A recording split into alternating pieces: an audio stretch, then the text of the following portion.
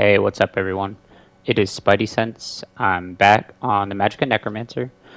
I've got a build video for you guys today on the Magcro I've been playing. I think it's going to be even better next patch. I was not going to make a build video because I started seeing my sets everywhere and felt unoriginal. But someone actually commented on my page asking to get the build. So hopefully at least benefits him. But if I find someone else and benefits him too, fantastic. I'm going to have timestamps down below. We're going to do the build. Then I'm going to have some gameplay. And I'm also going to describe why I think this build is going to be even stronger next patch, because there's a couple buffs that are going to benefit my playstyle. So this build is going to just get better and better. So I'm excited about that. So here we have some stats. We're running 29k, almost 30k health. We got 26k max magicka. These recoveries are going to go up. So you almost get 1700 magicka sustain and about 1500 stamina sustain with one of the sets we're running. This isn't actually the food that I'm running. You can run Witch Mothers, but I like Mizarul a lot on this build because I roll dodge a lot and I like the stamina recovery. So feel free to use this if this is what you have, but actually Mizarul is what I've been running because the mag and stam recovery is just really nice to have both. So, okay, we're Vamp Stage 3. That's mostly for Undeath. Although you could use Misform. I'm going to use the Apprentice Mundus on this. I've been liking it a lot, although play around with the Lover. You do a little more damage. You just don't get as much healing with the Lover. But we're running low damage on this build, and that's why I'm using the Apprentice at the moment.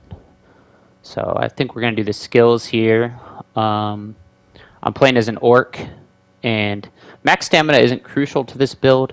It never hurts to have extra stamina to break free. Max health is nice for every build. This heal, it's not tons, but it's something.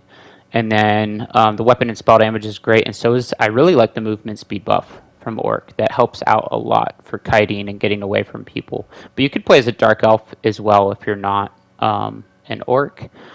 So we're going to use the Undaunted passives here. Those are going to help us out.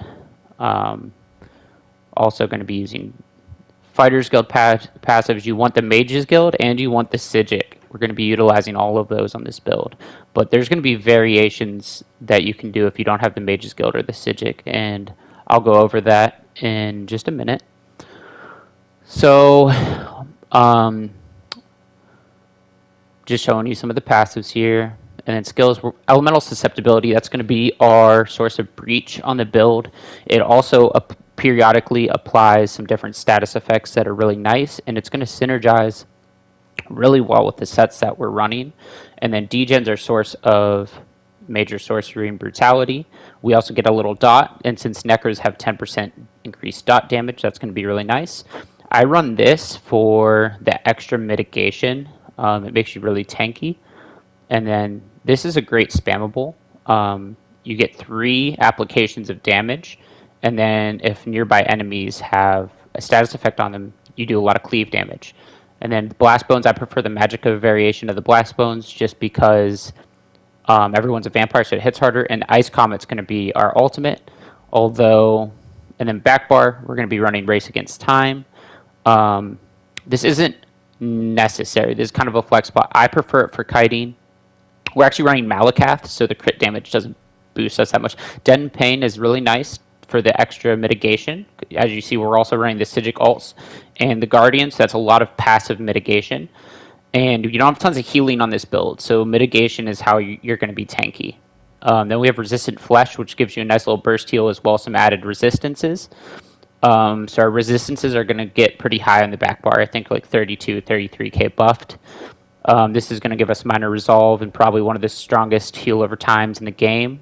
And then we're going to use this for Minor Protection. And then for our sets that we're running, we're going to be running the Vateshran Perfected Inferno Staff. So using the Inferno is going to give you increased single target damage by 10%. And then this Tether is super nice. It ticks every second when most dots tick every 2 seconds. So it's going to be a lot of pressure. Then Back Bar, we're going to do a Defending Ice Staff of Wretched Vitality. So we're going to be tanky. We're going to get a lot of recoveries, which is going to help us spam our heals, roll dodge, spam our spammables, Crushing Shock, which uses up a lot of resources. It's just a really great set for Necro. So we have a heavy head, tri-stat reinforced. I'm running 4 heavy on this build. With reinforced, I think all the light pieces should have impen on them. The chest is going to be heavy reinforced tri-stat. Magma, I have well fitted on this. You can use well fitted or impen.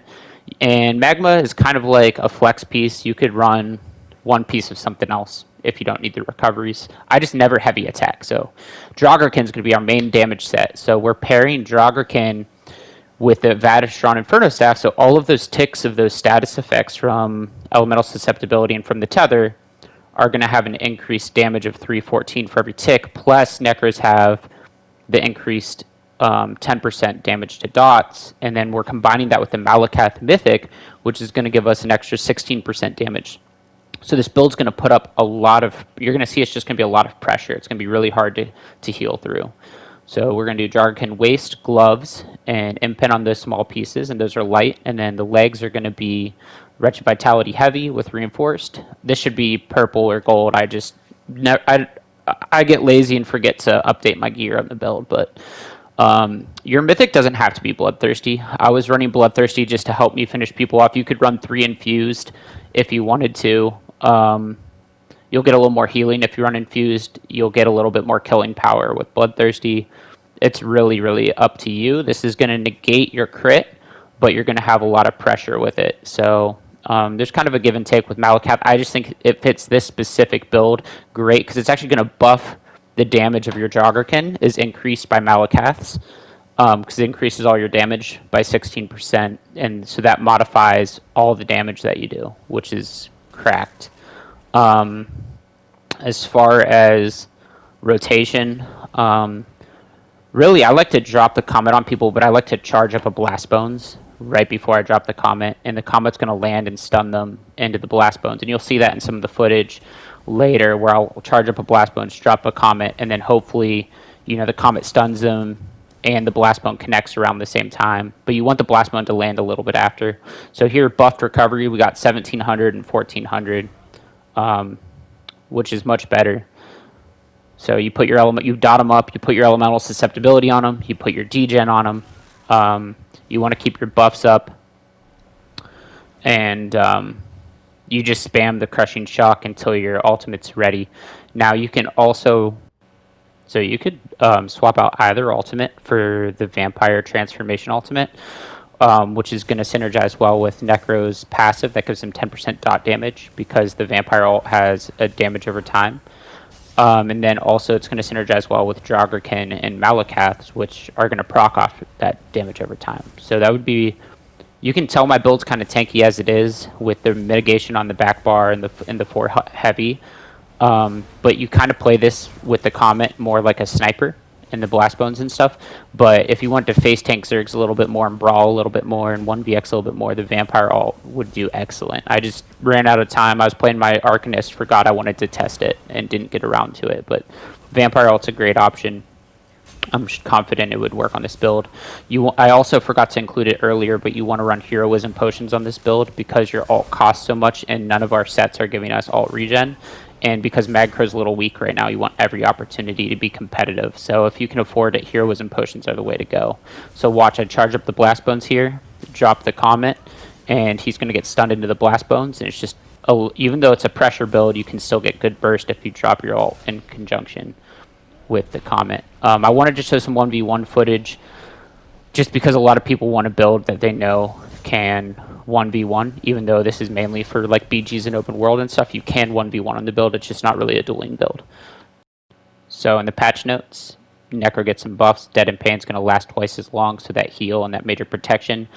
So you're going to be even more tanky when you use this. I think this is going to be best in slot to run on Magcro next patch. And I'm already running it. And then if you see here, there's changes to all the destruction staffs. The flame staff's going to do more damage on the initial hit of your status effects. So this build's just going to keep getting stronger and stronger than it already is, and it's already very competitive.